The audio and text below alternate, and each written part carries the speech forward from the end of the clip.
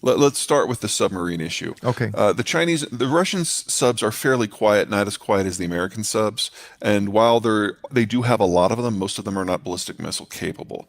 Okay. Also, the Russian fleet is split into four. There's a Pacific fleet, a Baltic fleet, a Black Sea fleet, and an Arctic fleet. So it's not like these are all in one place that they can sail together and do a giant armored punch. And it's very easy to monitor everything that is coming out of the Black Sea because it has to go through the Bosphorus, everything that comes out of the Baltic because it has to go through the Danish Straits, and everything that comes out of Murmansk on the Arctic because there's a buoy line in the North Atlantic. So those three components of the fleets, I don't suggest that they're no challenge whatsoever, but it's really easy to have a force multiplier because of the geography.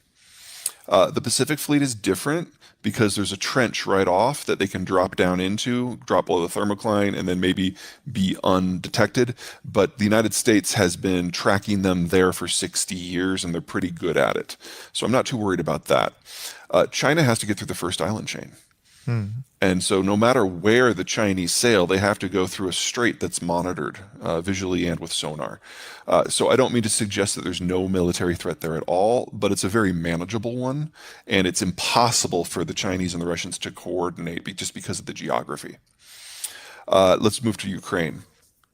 When the Russians failed to take Kiev in the first week, they realized that this wasn't going to be an easy war, and they needed to go back to one of their old school plans that they did in excuse me, World War II, but then resurrected for Grozny and then polished in Aleppo, and that is a Hmm. complete obliteration of all civilian infrastructure. The idea being if you destroy the capacity of people to live in a place, they will naturally split themselves into two groups. One becomes refugees and they leave, and so you don't have to worry about them. And the other become fighters, and so anyone who stays you can shoot on sight.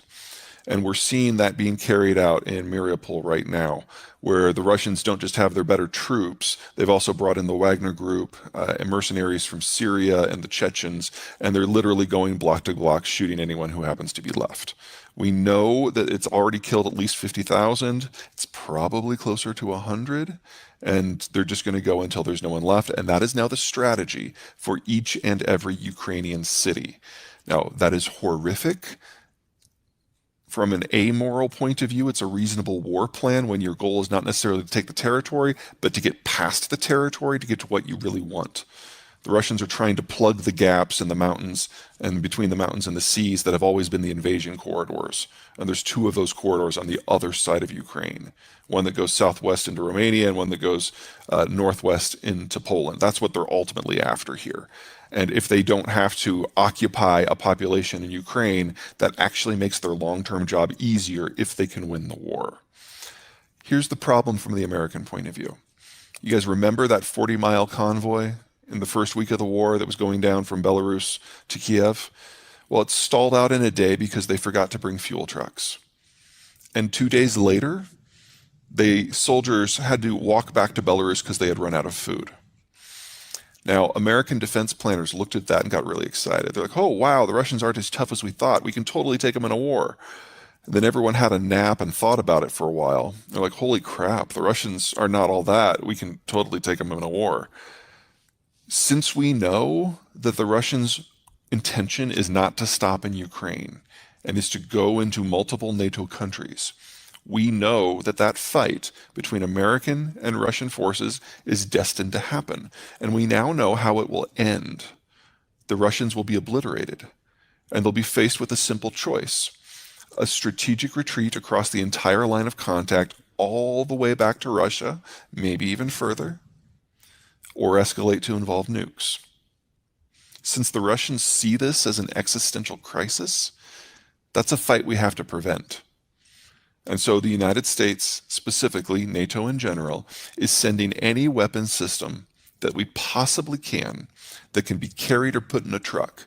Nothing that requires on-site training, nothing that requires a supply chain that involves Americans, because then you have an American defense envelope. Nothing that requires American troops on the ground. But everything else we're sending in, because if we can't kill Russia in Ukraine, nukes come into play. And that is what we're trying to avoid now. Yeah, no, and that's absolutely the concern. And that's one of the reasons why the United States is going for man portable and truck portable stuff. Countries Okay. that are closer to Europe, obviously, even if this war doesn't go nuclear, if you're Poland and you're Romania and you know ultimately the Russians are coming for you, that changes your math and that changes the risks you're willing to take. And if you border Poland or Romania, same general thing. Also, the Central European countries have a lot of equipment that dates back to the Soviet period that the Ukrainians know how to work, so you don't have to worry nearly as much about that logistical supply line. The concern is going to be fuel. Ukraine used to get all of their fuel from Russia. And now we're in a situation where if you're going to supply them with something like a helicopter, that takes a lot of fuel. And so there are going to be trucks that have to cross, and there has to be supply chains going back and forth. Luckily, a fuel truck doesn't necessarily require a NATO driver. You can just turn that over to Ukraine. But I totally agree that we are moving into a gray area here, bit by bit by bit. The systems that the Americans are providing are upgraded systems of the things that the Ukrainians already know. So, for example, when we went from javelins to stingers, not a big leap in terms of training. When we went from javelins to switchblades, same general thing. And once you can operate a switchblade, you can operate a switchblade B, which is the one with the bigger warhead. So bit by bit, we're moving up. The opportunity slash concern for the next stage that the Americans are considering are Predator and Reaper drones. That requires a little bit more maintenance because they're not fire and forget. They actually come back and have to land. But if we can get Predators and Reapers into the Ukrainians' hands, they can blow up the Kerch Strait Bridge. And then all of a sudden, the Crimea is completely cut off. And from a war point of view, that would be fantastic because most of the gains the Russians have made have been out of Crimea. We're in war. There are Yeah. risks. Keeping the war in Ukraine is the best way the U.S. has right now to manage that risk. I don't mean to suggest it's perfect.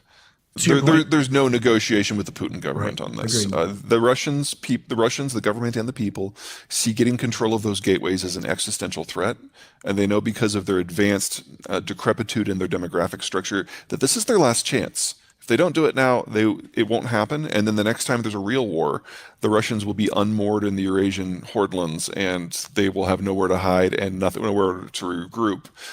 There's no defensive position east of the Polish and the Bessarabian gaps. And the Russians would be completely destroyed in the next war. That's why they're doing it now. They are not interested in talking. Any talk of negotiations is just fluff to distract from the fact that they are in the first stage of a war that is meant to obliterate two countries and occupy all or more of five more. When you're Yeah, negotiating I with would terrorists. argue that there's nobody in the West who's doing the appeasement right now. There's definitely levels of commitment that are different. And I think we're only a few weeks away from either the Europeans, number one, putting a spine in Germany and cutting off the energy exports, or number two, the Ukrainians just saying screw it and blowing up the pipelines themselves. Because right now, the Russians are getting almost $1 billion a day of income from their sales to Europe, and that is not a tenable situation. And usually in times of war, the state tends to weaken because it needs to throw a wider net for support. So there are patterns in play that I'm, not exactly comfortable with. But when I look forward, when I look into the crystal ball and I see simultaneous supply chain breakdowns in manufacturing, transport breakdowns that make extra regional trade almost impossible, energy breakdowns that force countries to stop using oil and natural gas without having an alternative except for maybe coal.